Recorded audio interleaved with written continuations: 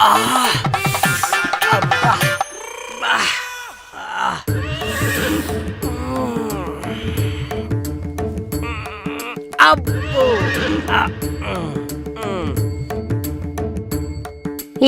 బాగా అలసిపోయినట్టున్నారు? ఈ body parts కి ఎక్సర్సైజ్ తో కొంచెం పని చెప్పాలి. బాగా కాల్చి ఏమైనా తెమ్మంటారా? యా డార్లింగ్, ఫ్రిడ్జ్ లో ఫ్రోజన్ లెగ్ పీస్లు 2 ఉన్నాయి. వాటికి బాగా మసాలా రుద్ది నూనెలో కాల్చి పొగలొచ్చేలా పట్టుకురా. నేను ఈలోపు నా ఎక్సర్సైజ్ ప్రోగ్రాం కంటిన్యూ చేస్తా.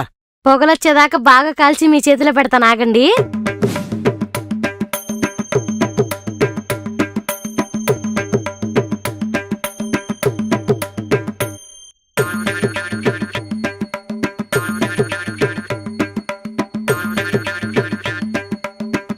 ఏవండి, లోపల మీరు జరిపిన కాల్పులకి ప్రేమతో కాల్చి తీసుకొచ్చాను. చేయి చాపండి.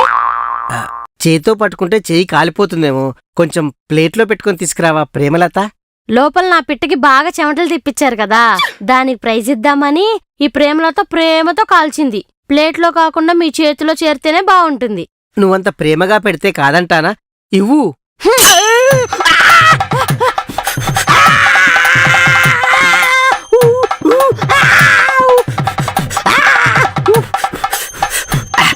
ప్రేమలత, ప్రైజ్ ఇస్తానని చెప్పి నా చేతికి పనిష్మెంట్ ఇచ్చావంటే రక్కుతా అని నా రెక్కల్ని 2 నిమిషాల్లోనే రక్కావు కదరా, దానికి రివెంజ్ అయింది.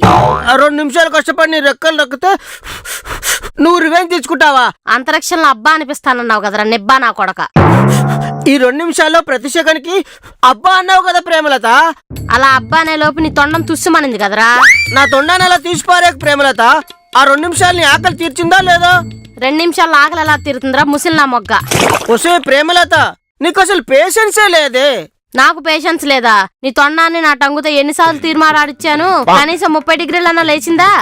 ఒసే, చెయ్యి అల్లాడిపోతుందే, ఒక ఐసుగడ్డనే తీసుకురా.